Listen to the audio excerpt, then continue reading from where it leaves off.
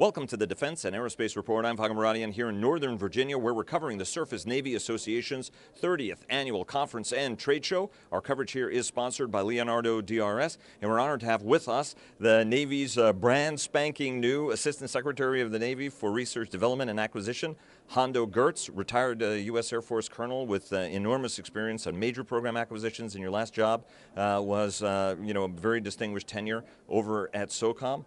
Hondo, welcome aboard to the Navy. Thanks. Appreciate you get a chance to talk with you. It's always a great opportunity, and I wanted to start. You had a little bit of a gaggle with reporters, and we're going to be posting that up after this video. So because there was a wide waterfront of questions, largely programmatic.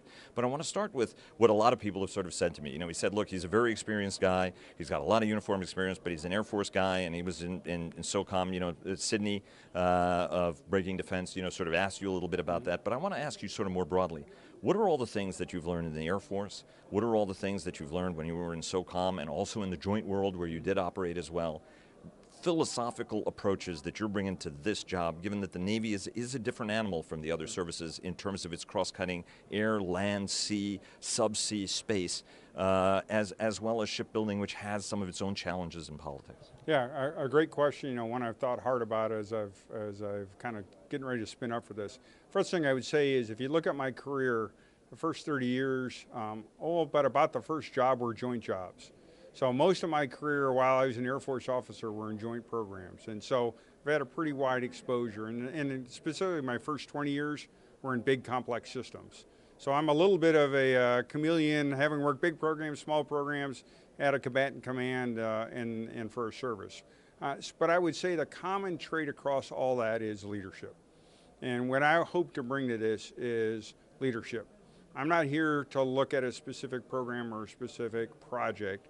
It's how do we generate an enterprise that can deliver on the President, on the SecDef's and the SecNav's vision.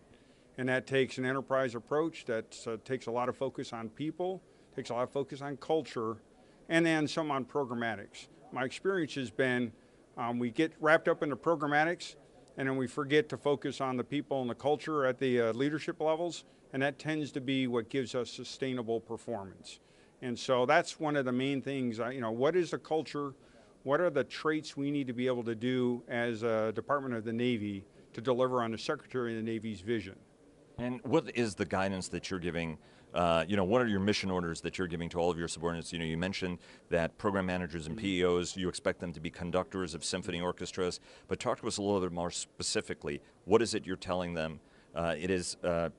They're willing to take risk, but there's also a lot of risk aversion.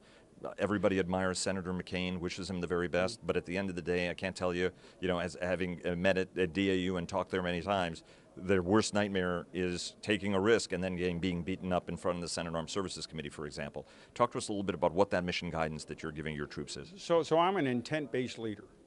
And so what I owe the workforce, what I have been putting in terms of type-based orders is my intent. So my intent is that we reliably deliver capable capacity to the fleet. My intent is we restore our agility. My intent is we drive affordability into everything. And my intent is we really think about how do we grow the enterprise we need for the next 25 years. How we do that specifically and all that is part of now where we let that decentralize. And then if we have the right culture where we share best practices, that lets us rise the tide for everybody in the entire enterprise. And so that's my first intent. My second is operationalizing OSD's drive to push authority back to the services. And I really enjoy what Secretary Lord has done. She's pushed all but 2 programs back to the Navy. That's the good news. What we need to be ready on the Navy is, are we ready to provide the right oversight, and do we have the culture that allows us to then, where appropriate, push down that execution lower in the chain, as opposed to just have the same oversight bubble at our level that we may have had at OSD's level. And so that's the thinking part of this, is how do we smartly decentralize where we still have adequate oversight, adequate controls, be great stewards of the taxpayer dollar, but not get hampered by slow decision making and this risk aversion to making decisions. And how is the new acquisition structure going to work? What are the lines of authority? You said that what are the two programs she's retaining? She is retaining the Columbia-class submarine and LCS. Okay. But everything else has fallen back to your purview. Congratulations. I hope you enjoy all that. But you guys were working that anyway. I mean, that was just me trying to be cute and utterly failing. But talk to us a little bit about how this relationship going forward is going to be. Under all of the predecessors, under Goldwater Nichols, the role of the Undersecretary of Defense for Acquisition Technology and Logistics was an oversight role.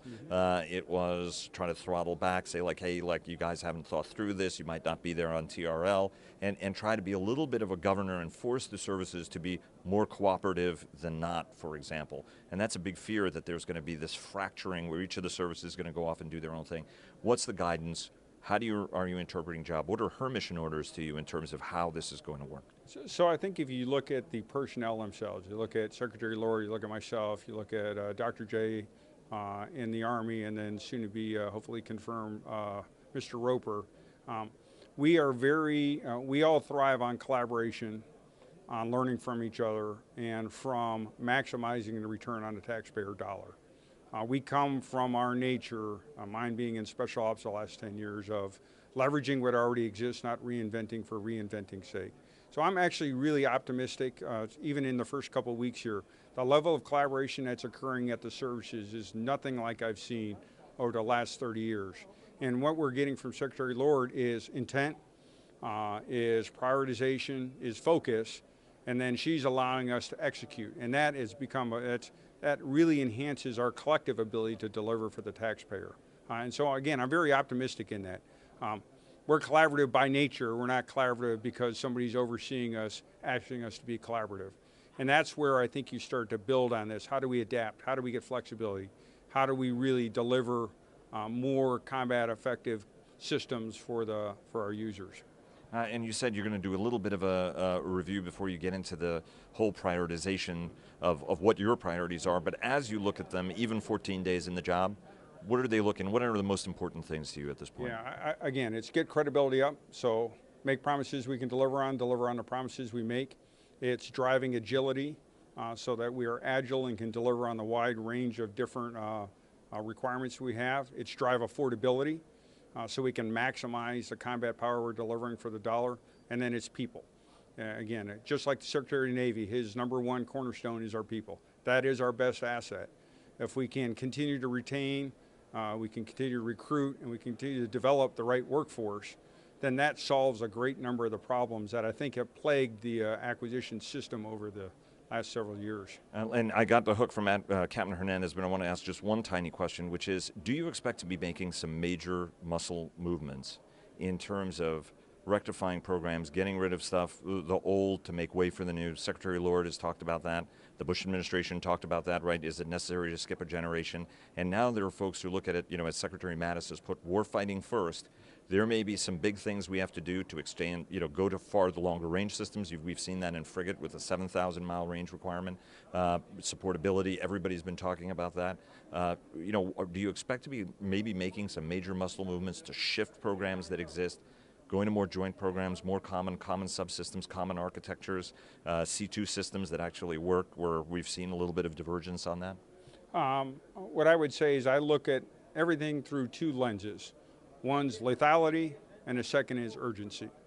And so I'm looking at everything. Is it delivering lethality to our operators, and are we doing it with a sense of urgency? And that will be the measure I will look at all these programs and make recommendations, whether to sustain, improve, or cancel them. Hondo Geurts, brand new Assistant Secretary of the Navy for Research, Development, Acquisition, Fair winds following sea, sir, and looking forward to staying in touch as you do this big job. Good to see you. Thank you for all you guys do. Are you going to start rooting for Navy instead of Air Force now? I'm a Green Bay Packers fan.